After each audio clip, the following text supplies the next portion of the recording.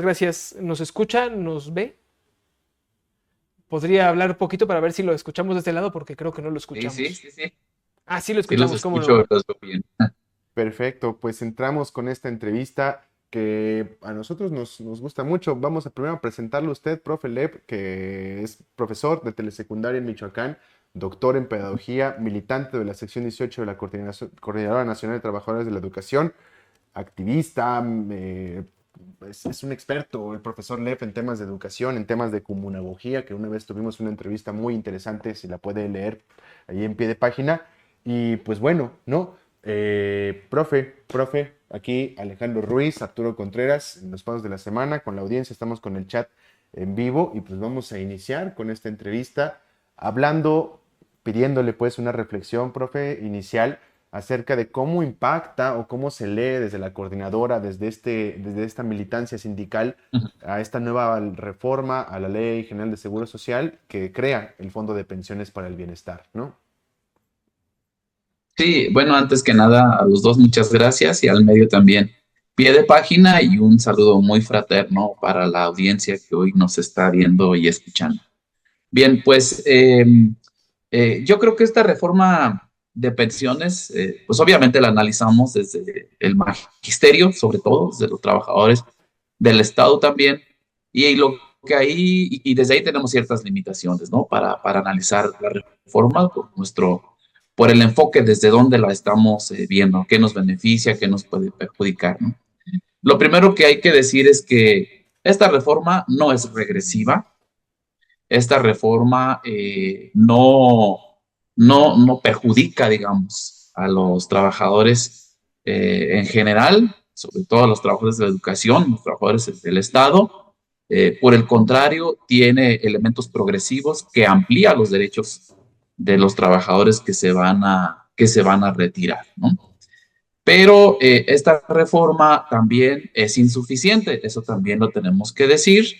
Es limitada en cuanto a el universo, digamos, de personas que alcanza a beneficiar, en tanto los beneficios económicos que se tienen para la jubilación, que se tendrían para la jubilación, y es limitada también en tanto que es un fondo inicial, un fondo semilla, del que parece como que le agarran un pedacito de un lado, otro pedacito de por allá, y que en el corto plazo o en el mediano plazo, eso podría no tener un sustento estratégico, un fondeo estratégico que alcance a resolver las pensiones o el fondo de pensiones al 100% para los trabajadores que se van a retirar, ¿no? En el futuro. Quizás pueda ser algunos años solamente, y esa es otra de las situaciones.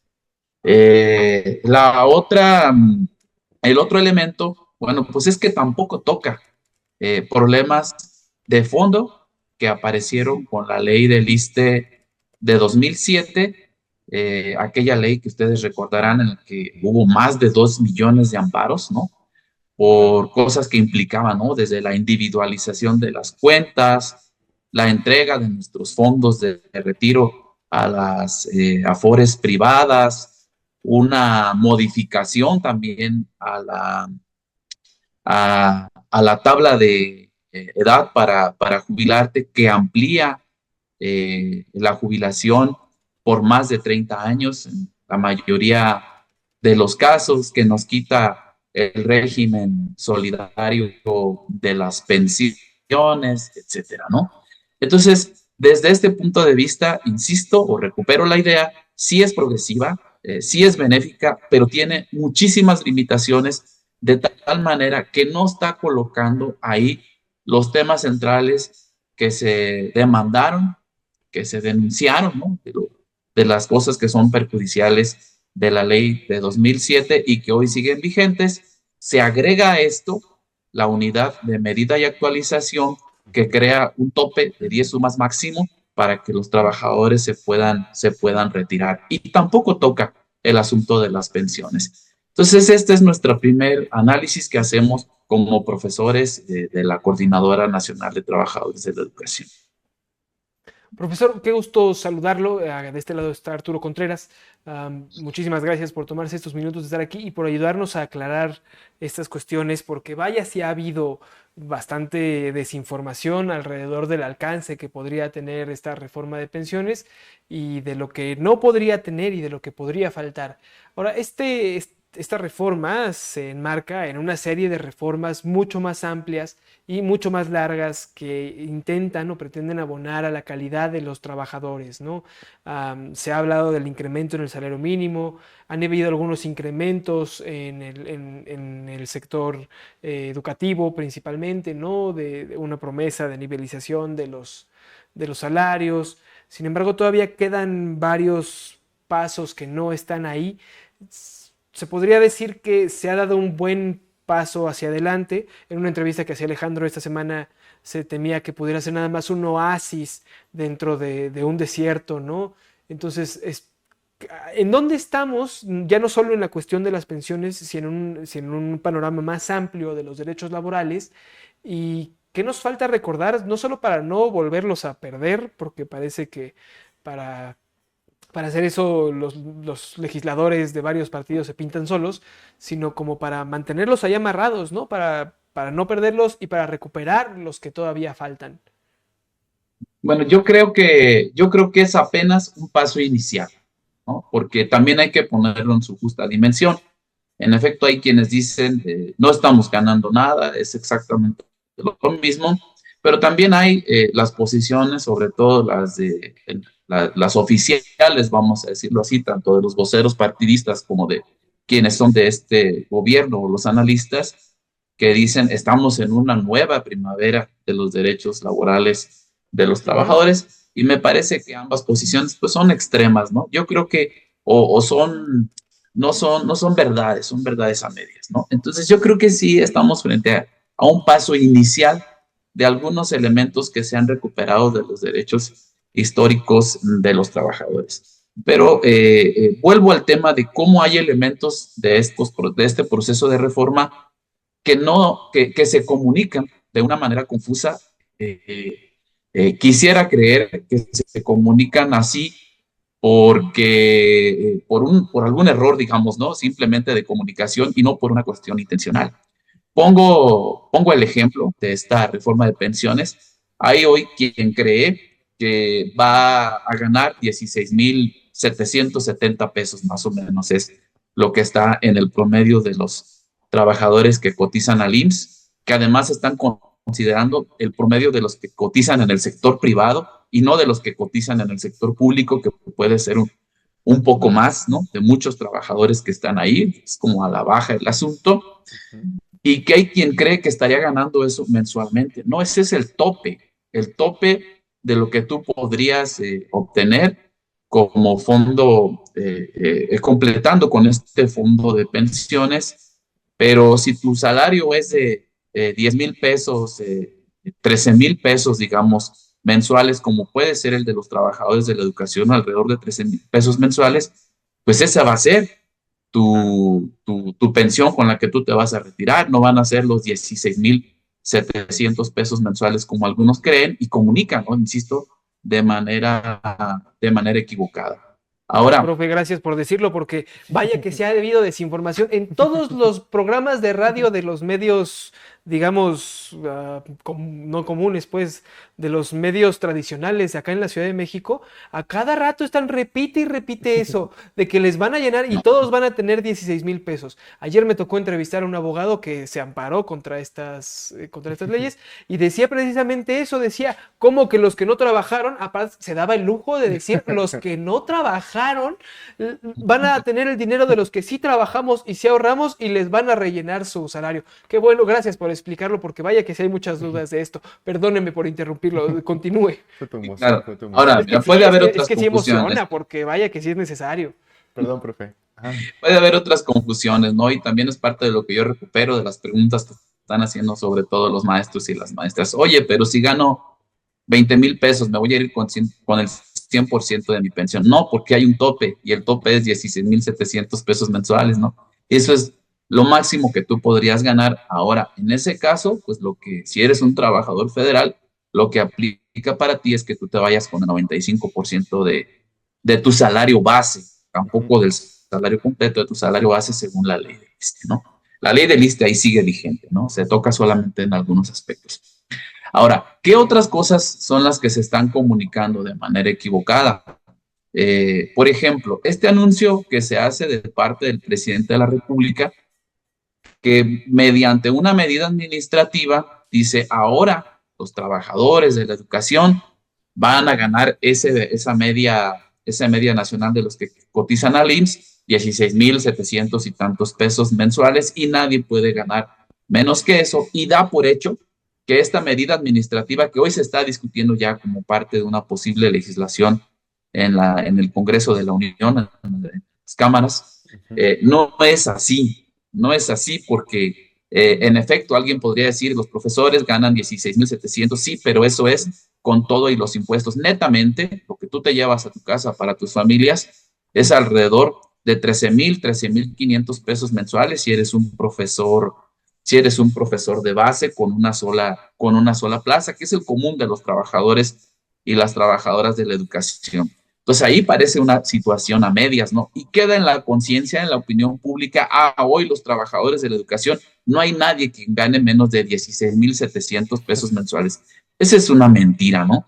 Por eso nosotros decíamos hace unas meses, unas semanas, bueno, pues es tan sencillo, levanta tu cheque, ¿no? Y demuestra por medio de lo que tú ganas de manera neta, que no son los 16,700 pesos mensuales que anunció el presidente de la República, ¿no? Yo creo que ahí hay otro elemento. Ahora, ¿qué sucede? También sucede que en el caso de los trabajadores de la educación, se sostiene eso que llaman régimen de excepción laboral, ¿no? Es decir, todos los trabajadores de este país se rigen por el artículo 123, cualquiera de sus dos apartados, tienen derecho a negociar sus condiciones generales de trabajo, etcétera, sus aumentos, prestaciones, demás, por ley, menos los trabajadores de la educación, porque nosotros nos mandan al artículo 3 de la Constitución y ahí viene una ley preestablecida que tú no puedes mover y que colocan en el sistema de carrera para maestras y maestros y no le puedes mover absolutamente nada, ¿no? Creo que también ahí es algo que nos adeuda el presidente de la República, que nos adeuda este gobierno de la Cuarta Transformación y que no está siendo parte de las demandas históricas de los trabajadores. ¿Qué Así nos es. preocupa a mí? No, Adelante, Alex Vasco, ibas a adelante, comentar. profe. Ajá, sí, ahorita para formarle otra pregunta, pero concluye la idea, perdón. Ajá. ¿Qué nos preocupa a nosotros también como trabajadores de la educación? Ustedes pueden revisar las 20 reformas, ¿no?, que presentó el presidente de la República, y en ninguna de esas 20 reformas se está hablando de eliminar, de abrogar, digamos, la ley del ISSSTE de 2007. Es decir, siguen las cuentas individuales, sigue el negocio de los banqueros, se lo acaban de reconocer hace algunos días, sigue esta tabla de jubilación en la que tienes que trabajar más de 30 años, y tampoco hay una ley que esté planteando eliminar la UMA, porque a nosotros nos calculan las pensiones por medio de la unidad de medida de actualización, que es mucho menor, ¿no? Claro. A lo que se está avanzando en términos de los salarios mínimos. Incluso creo que esa era la idea, ¿no? Los salarios mínimos, que siguen siendo salarios mínimos, no son grandes salarios, pero bueno, han tenido aumentos sustanciales, que si eso se aplicaran a las pensiones de los trabajadores del Estado y que nos siguieran pagando o cotizando o calculando las pensiones en salarios mínimos, pues creo que hoy el salario sería, las pensiones de los trabajadores serían mucho mejores, ¿no? Pero lo hacen en UMAS. No hay una reforma de las 20 del presidente donde esté diciendo que se va a echar para atrás la UMA. Pero tampoco existen en ninguno de los partidos políticos. También hay que revisar el proyecto de nación de esta coalición que se llama Fuerza y Corazón por México. Pues todas las cosas ahí son absolutamente regresivas, ¿no? Nos están anunciando el recrudecimiento del neoliberalismo. No hay nada que buscar ahí, no hay nada que encontrar ahí. Pero si tú revisas y nosotros revisamos los 100 puntos de Claudia Sheinbaum, que coinciden también con varias de estas reformas del presidente, donde nos están diciendo que va a ser el plan C, ¿no? El plan C, las reformas que se van a aplicar una vez que construyan la mayoría calificada, pues no está ahí, o sea, no está ahí. A ver si les vamos a quitar la ley del ISSSTE, si les vamos a quitar las sumas, si les vamos a quitar el régimen de excepción salarial a los trabajadores de la educación. Y eso me parece preocupante. Y creo que en todo caso, lo que hay que colocar estas demandas es en la organización social, en la movilización social, porque no están ni en las reformas del presidente, ni en los planteamientos que está haciendo la partidocracia que hoy está ofertando a los que van a elegir, ¿no? A los que vamos a votar el 12 de junio. Perfecto, profe. Y justo con esta idea con la que está cerrando como este argumento, quisiera como plantear esta pregunta, ¿no? Porque tenemos también que el 1 de mayo hubo esta reunión donde llegó, entre otras figuras más, llegó Alfonso Cepeda a reunirse con el presidente ahí y a manifestar el apoyo a la campaña de Claudia Sheinbaum. Y parece ser como que hay un panorama donde los derechos laborales han dejado de exigirse por parte de la clase trabajadora y ahora se espera como concesiones por parte del gobierno, que como usted señala, hay avances que pueden ser mínimos o medianos, tal vez dependiendo del grado de pobreza o el grado de precariedad en el que estaba la persona que recibe esos beneficios, pero en términos generales no hay o no parece haber una lucha de la clase trabajadora por mejoras en estas garantías laborales, con excepción, con grandes excepciones, pues, como lo es la coordinadora, que anuncia un paro magisterial para el próximo 15 de mayo. Entonces, si pudiéramos como hacer una reflexión, profe, de esto, de cuál es el estado actual de la movilización de la clase trabajadora para la pelea por estos derechos y pues ir también desglosando en cuál es la posición de la Coordinadora Nacional de Trabajadores de la Educación ante este tipo de acciones y pues para el próximo 15 de mayo, ¿no? Yo creo que en términos de los trabajadores obreros, de los trabajadores en general al servicio del Estado, de los sindicatos fuera de educación básica, digamos el panorama general de los trabajadores a nivel nacional, en efecto, se esperan concesiones de parte del gobierno federal. Hay que decirlo, no sé si esto pueda causar molestia o puedo estar equivocado. La marcha del 1 de mayo es una marcha conmemorativa, es una marcha histórica que no tiene la fuerza de una movilización que presione, que siente, digamos, a la autoridad federal para empezar a negociar las mejoras de las condiciones laborales. Insisto, es una marcha más conmemorativa. Y en ese sentido, bueno, pues no hay que perder esa memoria, ¿no? Pero se requieren otras movilizaciones, se requiere otro tipo de organización que vaya más allá de conmemorar y recordar el 1 de mayo, que diga esto es lo que hemos perdido, esto es lo que no está en tu agenda legislativa y tampoco está en la agenda partidista, y que hoy requerimos que si te dices un gobierno de transformación y de la izquierda, pues empieces a avanzar más allá de estos primeros pasos que son muy mínimos, para nada despreciables, pero que son muy mínimos en materia de defensa de los derechos laborales. Ahí quisiera hablar un asunto que hemos estado debatiendo con respecto a Cepeda Salas. Es muy lamentable que el partido en el poder recupere la figura de el líder nacional del CENTE, que apoyó la reforma educativa, que apoyó el régimen de, de precariedad laboral, su sindicato, cuando él estuvo dentro del sindicato, no como secretario general, pero dentro de los primeros niveles de la representación del CENTE, apoyaron también esta ley del ISSSTE de 2007, y hoy parece que cubierto con el manto purificador de Morena, pues dicen ya cambia, ¿no? Ya cambió, ahora es de izquierda y tiene un discurso que es adecuado, es ad hoc al gobierno de la Cuarta Transformación, pero su actuar es absolutamente de derecha.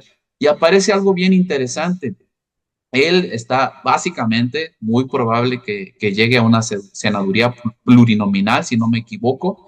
Entonces tiene que dejar el cargo antes de que él ingrese a la senaduría, pero no por un asunto de democracia, no por un elemento en el que, digamos, se está abriendo la posibilidad de que el Sindicato Nacional de Trabajadores de la Educación se democratice, sino porque se tiene que ir a ocupar una senaduría, y eso es muy lamentable.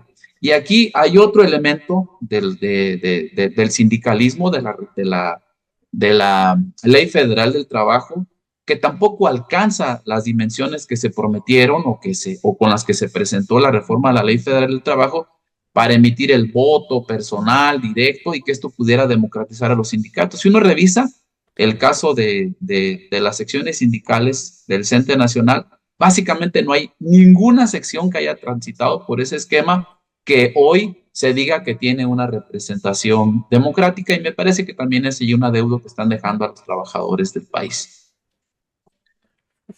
Claro, profe. Y un poquito siguiendo en esto, ¿no? O sea, no sé qué perspectiva haya, por ejemplo, con esta renuncia, no renuncia, sino como traspaso de Cepeda hacia la senaduría plurinominal, qué proceso habría en el CENTE y precisar, ¿no? Que justamente el CENTE es uno de los sindicatos más grandes de América Latina, ¿no? O sea, congrega millones de trabajadores, no es hablar de cualquier cosa, es uno de los sindicatos más importantes, sino es que el más importante en términos de agremiados que Números. tiene el país.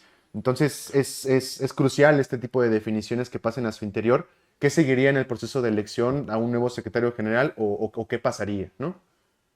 Sí, mira, perdón, recupero una parte que me quedó pendiente, que me quedé con la idea de mis comentarios anteriores. En efecto, quien hoy está convocando una movilización nacional es la CENTE, está convocando un paro unitario a partir del 15 de mayo. Eso no extraña nada, porque hay gente que está diciendo, qué extraño que hoy en periodo electoral la CENTE se mueva. Así ha sido, ¿no? Si ustedes revisan las movilizaciones de la coordinadora, tradicionalmente han sido en el mes de mayo, porque se anuncia el salario, los aumentos salariales, el día del maestro, etcétera, se extienden por todo el ciclo, lo que resta del ciclo escolar.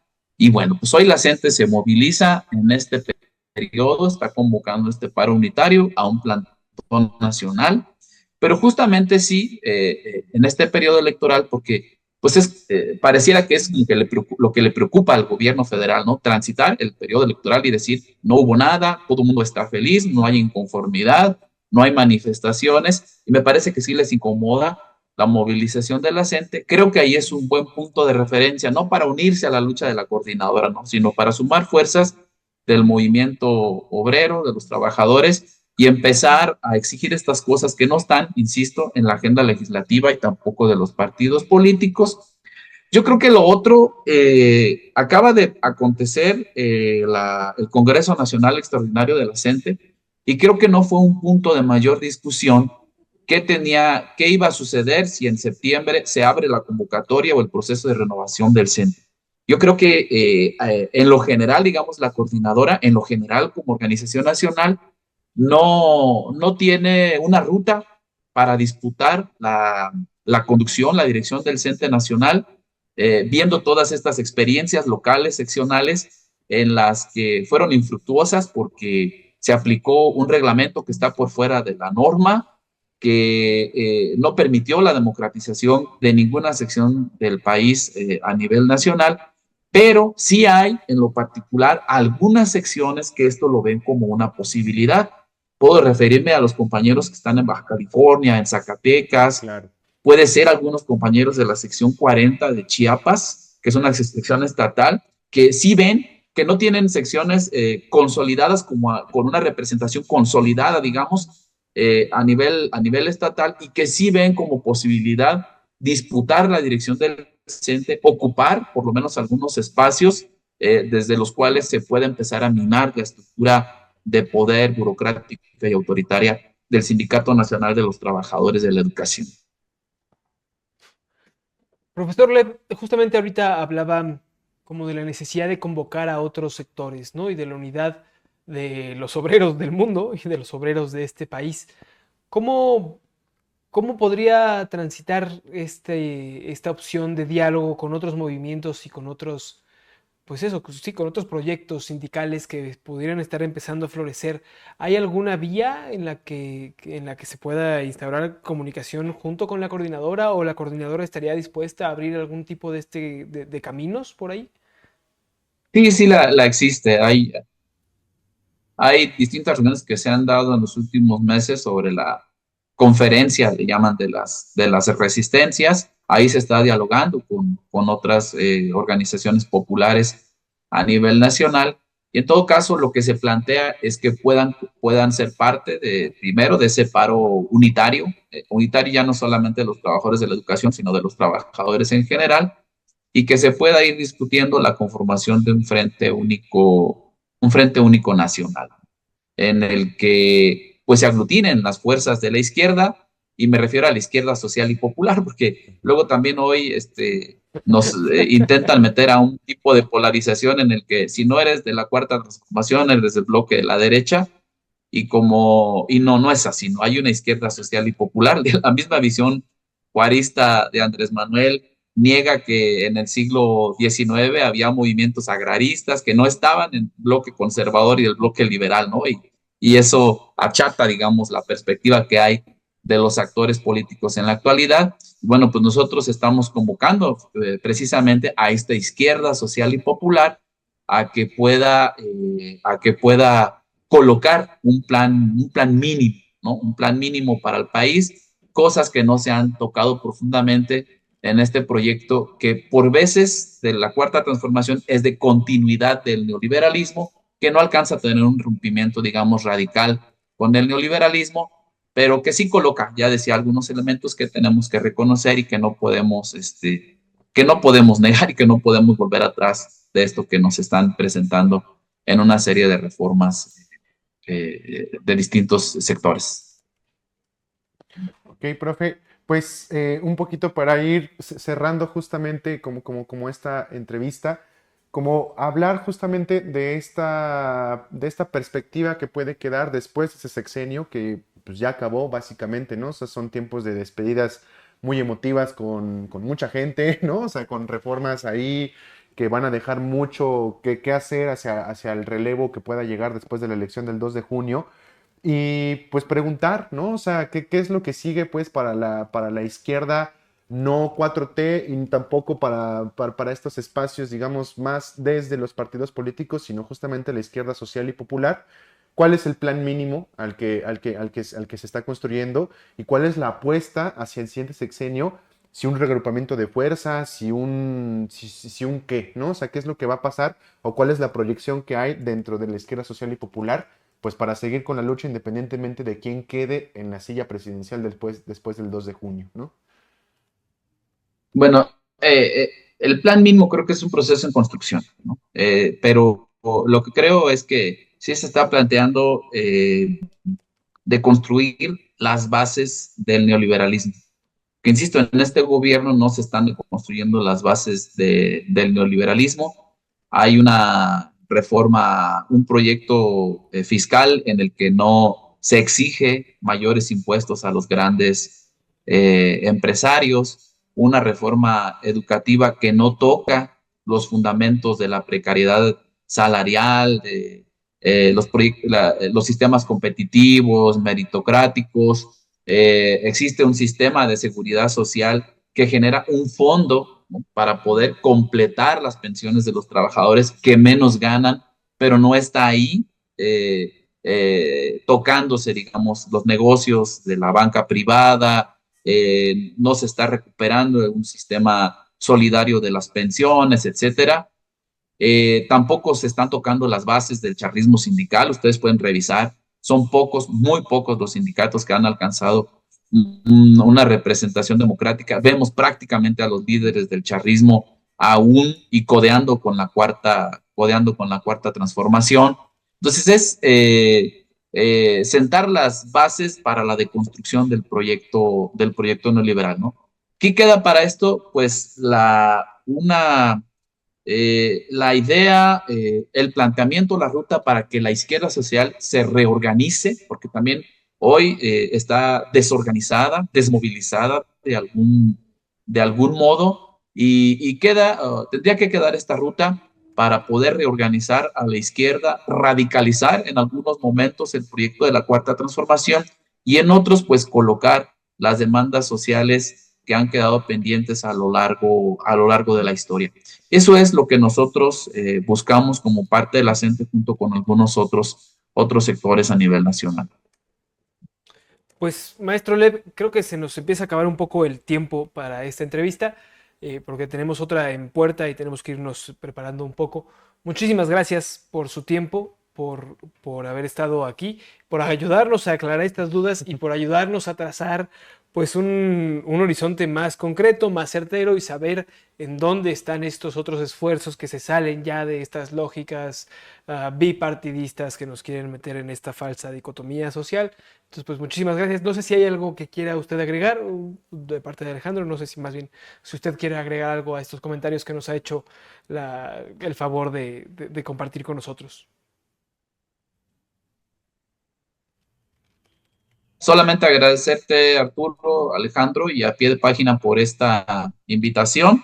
Y bueno, y pues muchas felicidades. Ahí los estamos siguiendo en las redes en esta excelente iniciativa de periodismo independiente y de la izquierda que les reconocemos. Pues muchas gracias a usted, profe Lep, el profesor Lep, que la verdad siempre es una cosa, es como que aterrizas cuando lo escuchas, muchas reflexiones que luego parecen como dispersas en la cabeza. Entonces, muchas gracias, profe. También muchas gracias a la gente que aquí está en el chat, que nos dejó bastantes comentarios, digamos, pues sí, o sea, preguntando sobre las pensiones y usted como casi casi que respondiéndole como si estuviera viendo el chat en vivo. Entonces, de verdad, muchas gracias, profe Lep. Y recordarle a Gracias. la audiencia que no se vaya, no se vaya. Tenemos Ya está. ahorita una siguiente entrevista, ahora sí que de refilón, con Luisa Cantú, quien viene a contarnos sobre qué pasó en el debate, en el primer debate penitenciario. Y pues muchas gracias al profesor Lep, que ahí Alexis ya lo desconectó. Pero pues bueno, nos está viendo por acá. Si no, ahorita le escribimos. Muchísimas gracias. Y pues entramos de lleno con la entrevista con Luisa en cuanto se conecte.